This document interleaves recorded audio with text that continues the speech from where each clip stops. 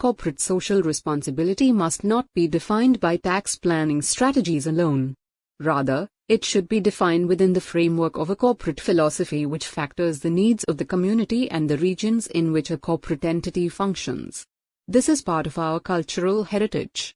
Mahatma Gandhi called it trusteeship. I invite corporate India to be a partner in making ours a more humane and just society. We need a new partnership for inclusive growth based on what I describe as a 10-point social charter. First, we need to have healthy respect for your workers and invest in their welfare. Indian Prime Minister Manmohan Singh in 2007 Part 1 Overview. CSR has a long tradition. As Mr. Singh pointed out, one of the key drivers of Indian corporate social responsibility is found in the country's cultural heritage.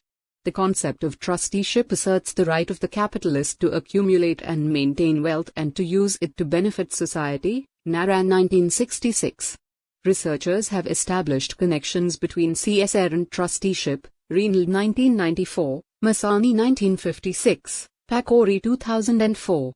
Gandhi's view of the ownership of capital was one of trusteeship, motivated by the belief that, essentially, society was providing capitalists with an opportunity to manage resources which need to be managed on behalf of society in general.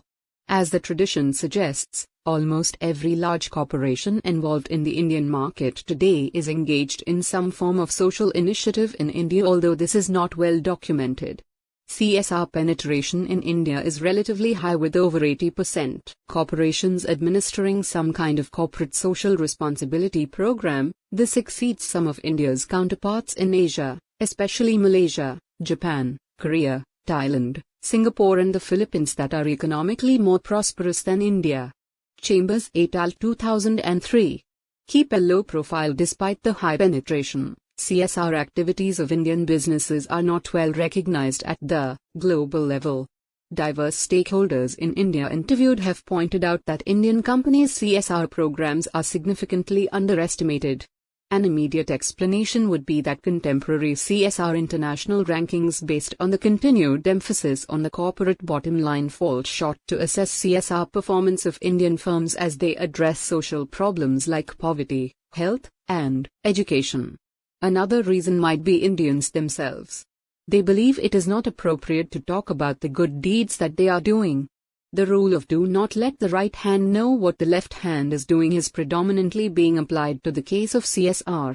Only 17% of the companies surveyed in India had a written CSR policy, while more than 80% of the surveyed companies engage in CSR programs. Partners in Change 2005.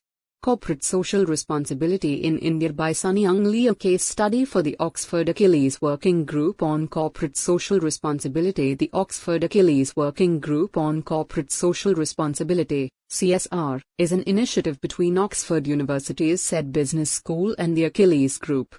Its purpose is to stimulate thinking, to promote and disseminate research, and to bring together researchers and practitioners.